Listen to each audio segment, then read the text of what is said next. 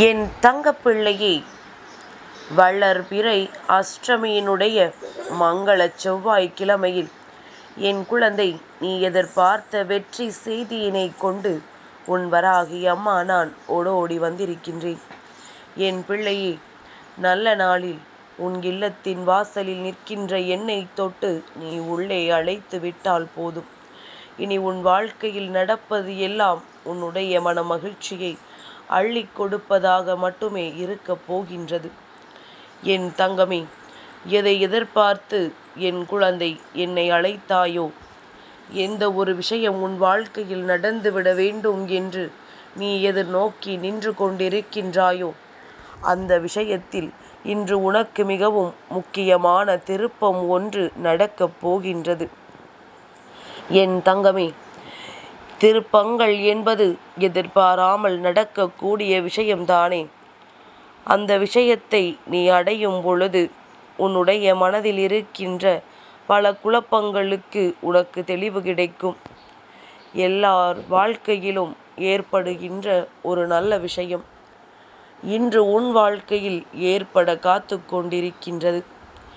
என் தங்கமே, இன்று அஷ்டமி நாள் என்பதனால் எந்த ஒரு செயலையும் புதிதாக தொடங்க வேண்டாம். ஆனால் ஏற்கனவே நீ செய்து கொண்டிருக்கின்ற செயல் வெற்றி நடை போட்டு கொண்டிருக்க வேண்டும். என் தங்கமே, மனதிற்குள் இருக்கின்ற தேவையற்ற சஞ்சலங்களை எல்லாம் அகற்றிவிட்டு வாழ்க்கையில் உனக்கு தெய்வம் கொடுக்கின்ற ஒவ்வொரு நாளும் நல்ல நாள் என்பதனை உணர்ந்து கொண்டு ஒவ்வொரு நாளையும் நீ தொடங்க வேண்டும். என் தங்கமே, இந்த நாள் எதற்காக விடிந்தது என்று எண்ணாமல் இந்த நாள் உனக்காக விடிந்தது என்று எண்ணி என் பிள்ளை நீ உன் வாழ்க்கையை இன்று தொடங்க வேண்டும். இந்த நாள் கிடைக்குமா கிடைக்காதா என்று நேற்று இரவு வரை தெரியாது. ஆனால் இப்பொழுது உனக்கு இந்த நாள் அற்புதமாக கிடைத்திருக்கின்றது. அதுவும் உன் வராகி அம்மா என்னுடைய வாக்கோடு உனக்கு தொடங்கி இருக்கின்றது. அப்படியானால் சர்வ நிச்சயமாக இன்று உன் வாழ்க்கையில் நீ நினைத்தது எல்லாம் அரங்கேறும் என்பதனை மறந்து விடாதே. என் தங்கமே, அதீதமான வெறுப்பு மட்டுமல்ல, அதீத அன்பும் எந்த நிலைக்கும் வாழ்க்கையில் ஒருவரை இறங்க வைத்துவிடும். என் தங்கமே, அதனால்தான் அம்மா எப்பொழுதும் சொல்கின்றேன், எதுவாக இருந்தாலும் அளவோடு இருக்க வேண்டும். ஒரு விஷயத்தை எதிர்பார்த்து ஒரு நாளும் இன்னொருவரிடத்தில் அடிமையாக நின்றுவிடக்கூடாது.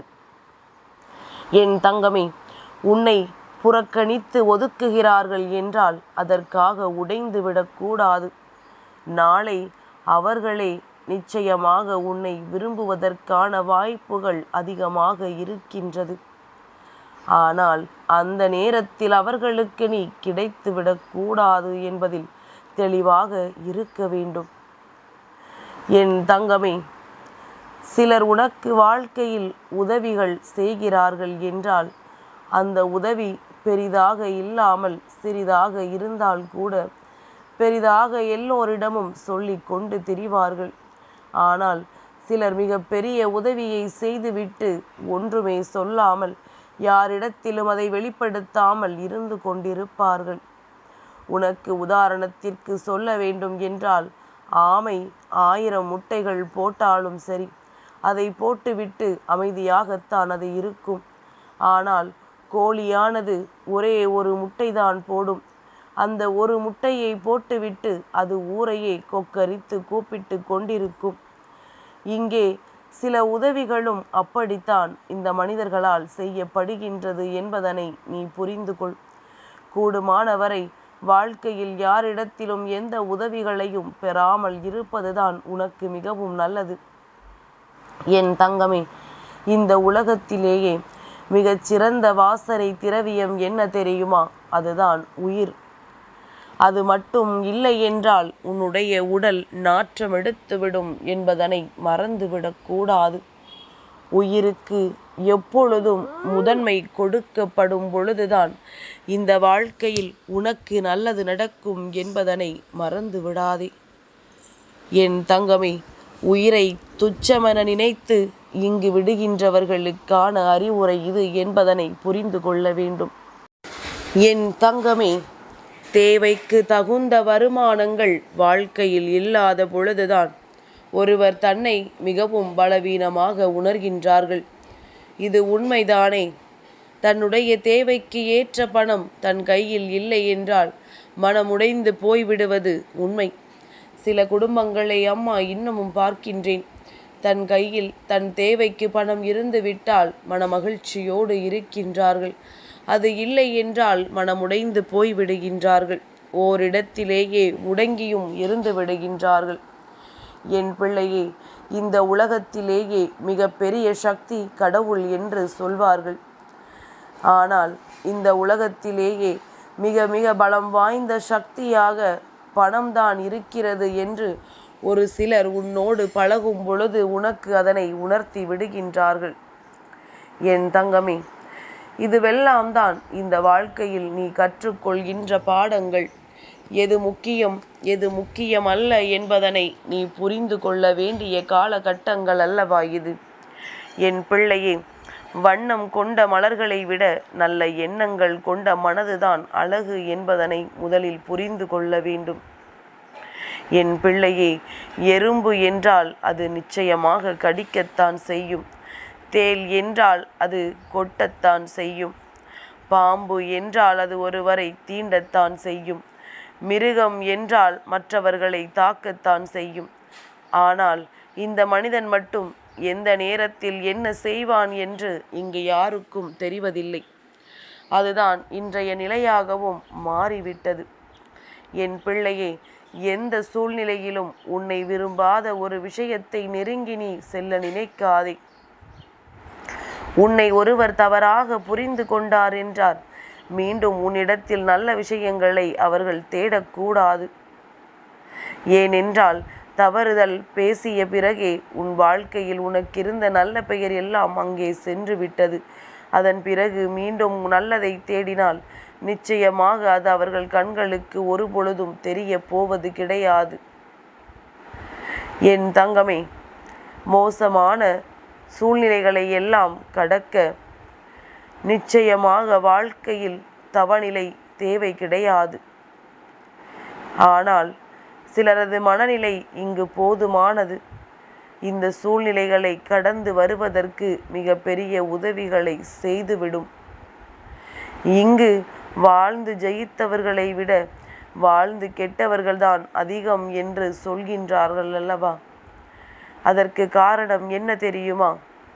சில பொய்யான முகங்களை உண்மையான முகம் என்று நீ நம்பியதுதான்.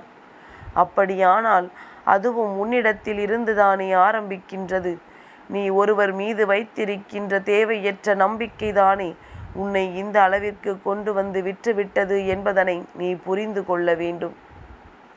என் தங்கமே, வாழ்க்கையில் இழப்பு என்றால் என்னவென்று கற்றுக்கொள்பவர்களுக்கு இழப்பு என்றால் எதுவாக இருந்தாலும் பரவாயில்லை என்று அதை ஏற்றுக்கொள்பவர்களுக்கு மட்டுமே இந்த உலகம் வாழ கற்றுக் கொடுக்கும். எதையும் ஏற்றுக்கொள்ள மனப்பக்குவம் இல்லாதவர்களுக்கு, எந்த ஒரு தோல்வியையும் தாங்கிக் கொள்ள மனம் இல்லாதவர்களுக்கு நிச்சயமாக இந்த வாழ்க்கை மிகவும் கடினமானதாக மாறிவிடும் என்பதில் எந்த ஒரு மாற்று கருத்தும் கிடையாது. என் தங்கமே, நீ நல்லபடியாக சரியாக இருந்தும் நேர்மையான பாதையில் சென்றும் உன்னை ஒருவர் தவறாக புரிந்து கொள்கிறார் என்றால் அதற்கு பிறகு அது உன்னுடைய தவறு கிடையாது. அவர்களினுடைய தவறு என்பதனை புரிந்து கொண்டு நீ கடந்து செல்ல வேண்டும். என் பிள்ளையே, நல்லவனாக இருக்க வேண்டும், அது தவறு கிடையாது. ஆனால் அதற்காக அதிகமாக நல்லவனாக இருக்கக்கூடாது. நல்லவனை இந்த உலகம் வாழ விடுவது கிடையாது. அவர்களை பயன்படுத்தி கொள்ளும். என் தங்கமே, நல்லவனாக இருக்கக்கூடாது பாதிக்கு மேல் என்று சொல்வதற்கு காரணம், நிச்சயமாக இந்த வாழ்க்கையில் நீ கற்றுக்கொள்கின்ற சில விஷயங்கள் சிலவற்றில் எல்லா விதமான புத்தியும் மட்டும் இருந்து விட்டால் போதாது. சில சாணக்கியத்தனம் இருக்க வேண்டும். எப்படி இதனை சென்று வெற்றி பெற வேண்டும் என்கின்ற எண்ணம் உனக்குள் இருக்க வேண்டும். அந்த எண்ணம் இருந்துவிட்டால் உன் வாழ்க்கையில் நிச்சயமாக உன்னை தாண்டி யாராலும் எதுவும் செய்துவிட முடியாது. என் தங்கமே, இந்த நாள் உனக்கான நாளாக விடிந்திருக்கிறது என்பதனை மனதில் பதிய வைத்து கொண்டு நல்லபடியாக எல்லா செயல்களையும் நீ செய்து கொண்டு வா. என் தங்கப்பிள்ளைக்கு இந்த வராகி அம்மாவினுடைய ஆசீர்வாதங்கள் எப்பொழுதும் உண்டு.